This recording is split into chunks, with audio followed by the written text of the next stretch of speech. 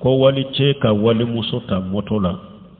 moto taxi ko min fule nyinye o be cogodi abe nyini kalu munun ke aya jija nyini kalu nyinu baraka kenai on fana sigilente jabu kama kadde ulla se mugo made mi dina ye dina de anya fo cogo min niya ye maliyo haribi mogo chama ambe be jigini hera de mogo nana dersula me chama be nu borace nim fana ka ko ka gele sabe ko be gele ya kasuru dongo do abina ya ha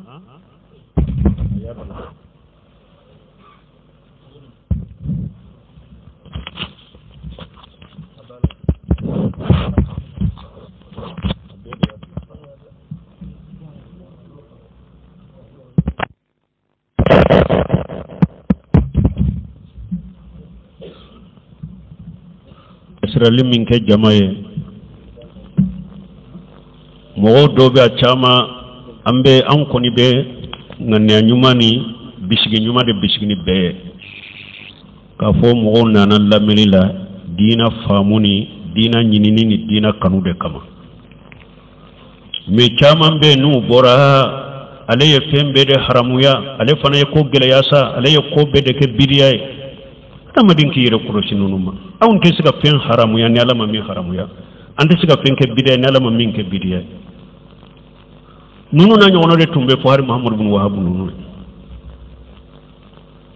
e ciide nyere tirela ko dondola in tukhfu ma fi sudurukum aw tubdu yuhasibukum bihi allah min bawdu sukun kono aya bange waya dugala ba kurusine ko seba unana ciide makka nyongiri kumbele fulanka ko ciide ma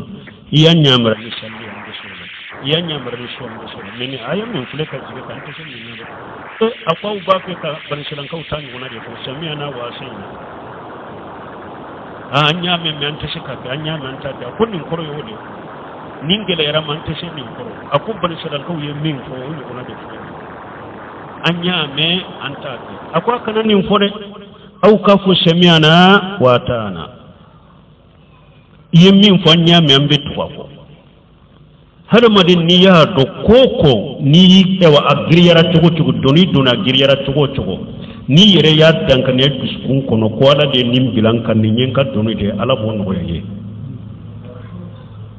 o doni tali ala bon ko yaye de me doni agriyara nye korode ka fonni te ni tene doni mi kundo akoro ko imbe gele ka katade donc sharia fana bo tugo de la ni sariya min fule ni nye abe munu haramuya abe munu ke bidiya munu nye ala sosoye munu wajibrika fo hada madin ka dankana ne ka je na yede ala ba anu yaye minye wajibi ala ba keli no yaye minye haramuya ala ba toli no yaye me na gire yarima doro yi kumbo akoro doro kake komi ni ka donite iti kundo akoro be gele ya eka katale mo ku janto o yorola ani fana nyemmi fo mo kelen kele ka do fana amma dajiya kama wama khalaqatul jinna wal insa illa liya'buduni jinne ne hada made madda foi kama ni patote eska na ya soro anyanka da kundo kankan na kundo jiya kono sariya fembe gele ya ankawa foi te gele yanka nan tunya dode